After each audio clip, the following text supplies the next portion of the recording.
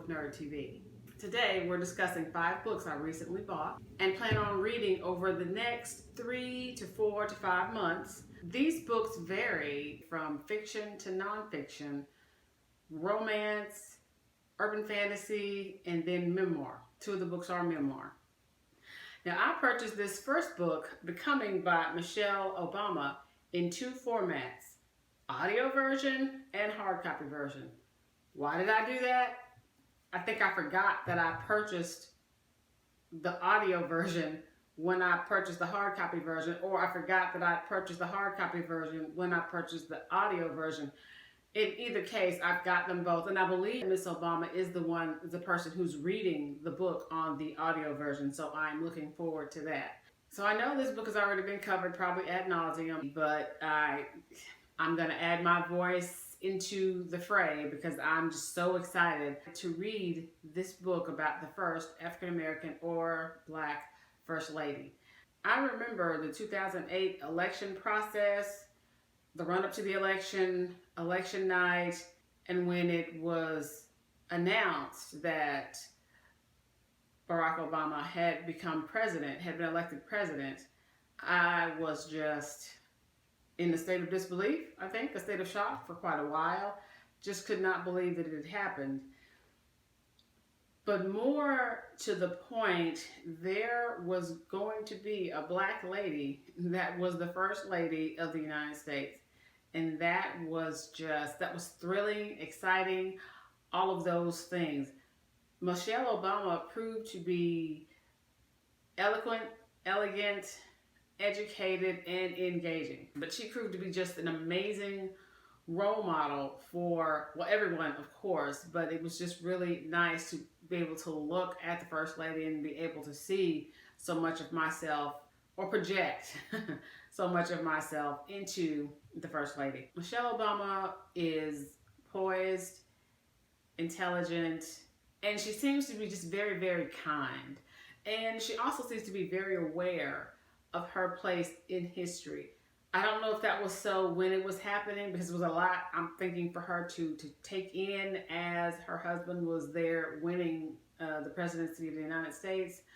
But certainly as they grew as a couple in the office, and he grew as president and she grew as First Lady, I think that she became aware of sort of her place in history, and I think that she has done First Ladies of the United States very proud. I think she set a high bar. And so anyway, and I say all of that to say that I'm just very excited to read her book, and that is Becoming by Michelle Obama. The only way this could be better is if I were to meet her and get her to sign the book for me. That would be so awesome, but neither here nor there. Maybe it'll happen one day, and if not, still, I'm just going to really enjoy either reading and or listening to Becoming. So the next 2 books of the 5 I'm going to talk about together because they're actually a part of a series. The first one is Half Resurrection Blues by Daniel Jose Older. And of course, the second one is Midnight Taxi Tango by Daniel Jose Older. And this is another situation where I bought, and I know in this case, I bought the audio version first because I was listening to Salsa Nocturna by Daniel Jose Older. And when I saw the other audio versions for him, the Half Resurrection Blues and the Midnight Taxi Tango, I purchased them. I purchased the audio versions. And then like maybe last week or so, no, maybe not last week, probably 2 weeks ago, 3 weeks ago-ish, I ran across the hard copies on thrift books, and I thought, okay, well, let me go ahead and get those. I mean, because I already love Salsa Nocturna so much. And I said, I'm probably going to really enjoy the other 2. Half Resurrection Blues and Midnight Taxi Tango are both books in the series called Bone Street Rumba. Salsa Nocturna, the short story collection that I'm listening to now, I believe precede these 2 novels.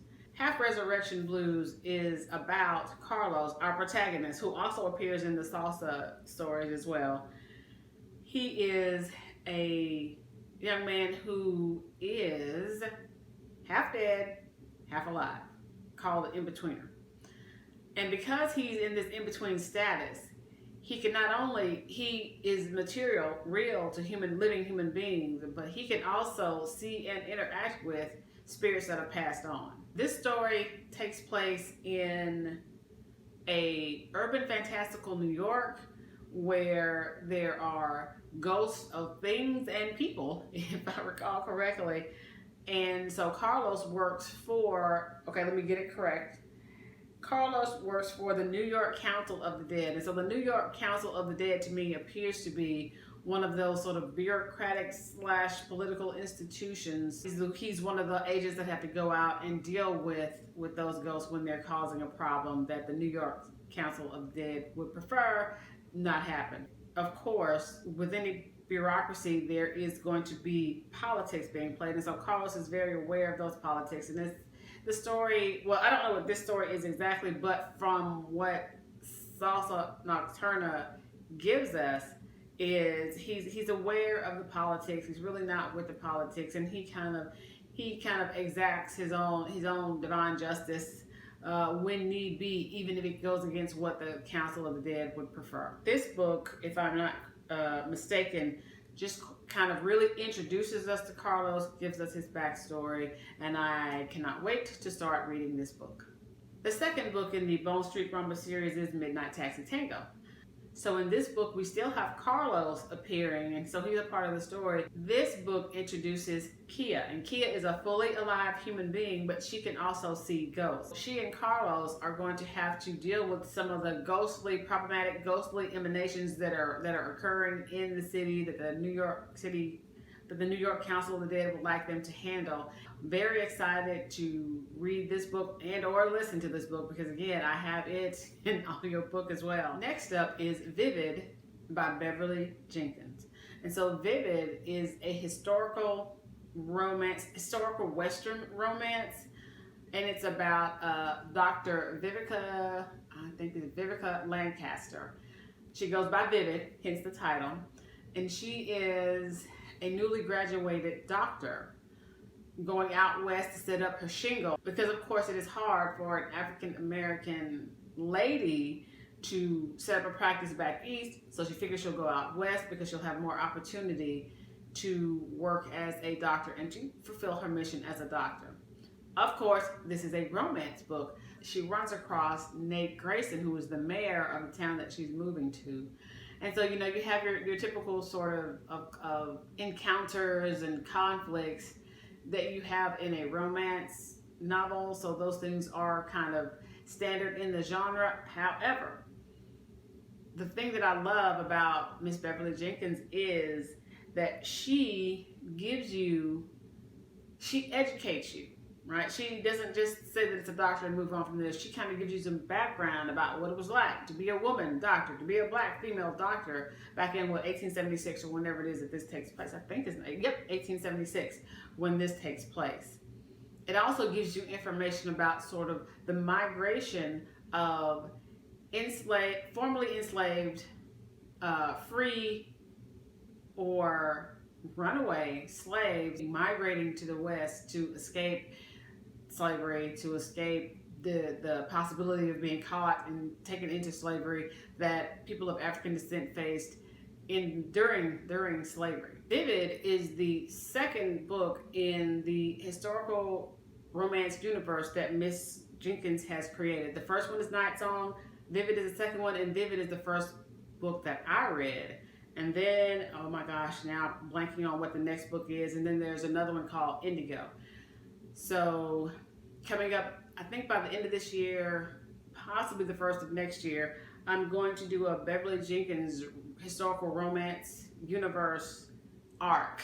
And there's going to be 3 books that I'll read, and I'm going to contain these all in the same month. I probably should do it for February, but I'm not. I'm probably going to do it before then.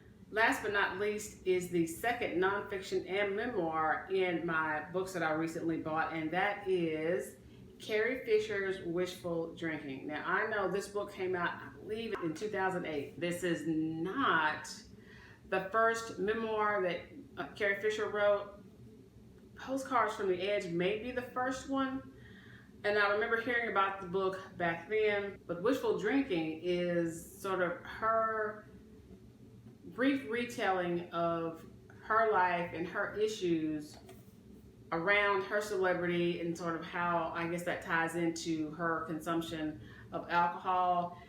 Of course, everybody, well, I'm going to say everybody knows, but Carrie Fisher, of course, played Princess Leia in the Star Wars, the first Star Wars trilogy that came out in the 70s. The last 3 movies, she was in those as well, and she was a kick butt lady then, she's a kick butt lady now. Unfortunately, she's passed. There's a random story that I came across. I either read it, saw it on YouTube, saw it on television, or something like that.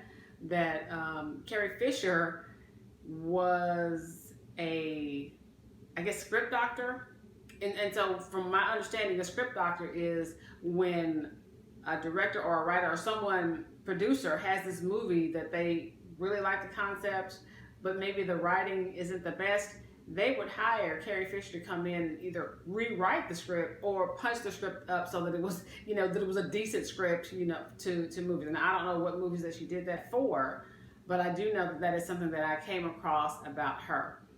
And so I think that points up the fact that even though she was born from very famous parents, right, and then she became a famous actress herself, pretty lady, all that stuff, that she was also she had a very sharp mind. Carrie Fisher was funny, witty, intelligent, and she could be rather cutting with her quips and her remarks, from what I understand. So these are just kind of things that I read, and I read kind of all of these things around her passing, around the time of her passing, and I just thought, oh man, I wish I'd read her memoirs prior to her passing. I don't know what difference that would have made, but there you go. But I certainly now wanted to read more about her because she seemed to be a very smart, protective, but kind lady. And I know she had her issues and her problems, and that's some of the things that she discusses in the book. But I think I would have liked to have known her. I think she was probably a pretty cool lady. If you have any thoughts about the books I bought, please feel free to leave those in the comments below. And remember, if you like the video, please leave me a like. If you're enjoying the content thus far, go ahead and subscribe. I truly, truly appreciate it. And if you want to be notified when I post a new video, go ahead and ring the subscription bell. Remember, there's always time to read. Bye.